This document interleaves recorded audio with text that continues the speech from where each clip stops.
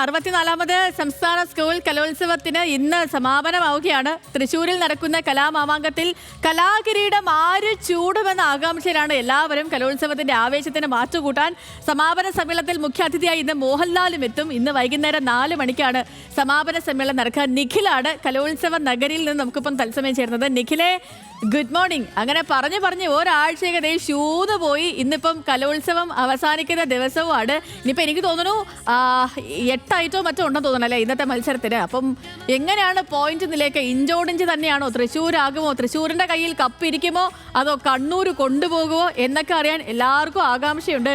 എന്താണ് രാവിലെ തന്നെയുള്ള വിശേഷം നിഖിലേ?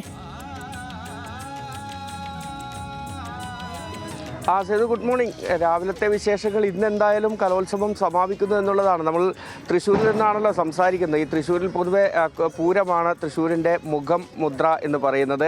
ആ മുഖമുദ്രയിൽ തന്നെ നമ്മൾ ഏറ്റവും ശ്രദ്ധയോടുകൂടി ഏറ്റവും കൗതുകത്തോടുകൂടി എല്ലാവരും നോക്കുന്നത് അതിൻ്റെ കുടമാറ്റമായിരിക്കും.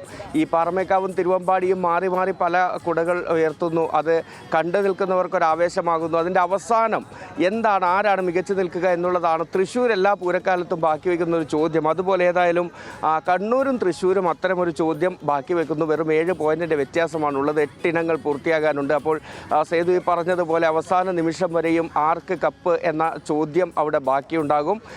അതിനു വേണ്ടിയുള്ള കാത്തിരിപ്പിലേക്ക് തന്നെയാണ്. ഇന്നേതായാലും 8 ഇനങ്ങൾ മാത്രമാണ് ഇനി നടക്കാനുള്ളത്. ആകെയുള്ള 249 ഇനങ്ങളിൽ 241 ഇനങ്ങളും ഇന്നലെ രാത്രിയോടുകൂടി പൂർത്തിയായിട്ടുണ്ട്. ഈ പ്രധാന വേദിയായ സൂര്യകാന്തിയിൽ ഉൾപ്പെടെ ഇന്ന് ആകെ 8 മത്സരങ്ങളാണ് പൂർത്തിയാക്കാനുള്ളത്. ഏതായാലും അത് തന്നെ അതിൽ ഗ്ലാമറസ് ഇനമായി വരുന്ന നാടോടി നൃത്തമാണ്. ഞാനിപ്പോൾ നിൽക്കുന്ന ഈ 1ാം വേദിയിൽ നാടോടി നൃത്തം, ഹയർ സെക്കൻഡറി വിഭാഗത്തിൻ്റെ നാടോടി നൃത്ത മത്സരം നടക്കും. ഒപ്പം തന്നെ കുച്ചിപ്പുടി, വഞ്ചിപ്പാട്ട്, ഉറുദു ഗ്രൂപ്പ് സോങ്, കഥകളി സംഗീതം, ശാസ്ത്രീയ സംഗീതം, നാദസ്വരം, പൗരസ്ത്യം, വയലിൻ, ഇത്രയും മത്സരങ്ങളാണ് ഏതായാലും ഇന്ന് നടക്കാനുള്ളത്.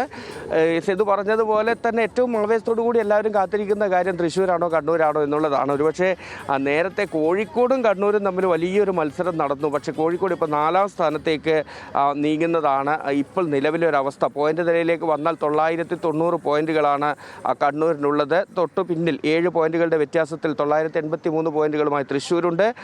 പാലക്കാട് 982 പോയിന്റുകളാണ്. കോഴിക്കോടിന് 981. അപ്പോൾ ഈ കോഴിക്കോടും പാലക്കാടും തൃശ്ശൂരും അങ്ങനെ നമുക്ക് കാരണം 8 മത്സരങ്ങളോളം ബാക്കിയുള്ളത് കൊണ്ട് തന്നെ അങ്ങനെ തള്ളിക്കളയാനൊന്നും പറ്റില്ല. അവസാന നിമിഷം എന്ത് സംഭവിക്കുന്നു എന്നുള്ളത്. അതുകൊണ്ടാണ് ഞാൻ ഒരുപക്ഷെ തുടക്കത്തിൽ തന്നെ കുടമാറ്റത്തിൻ്റെ ഒരു കഥ പറഞ്ഞു തുടങ്ങിയത്.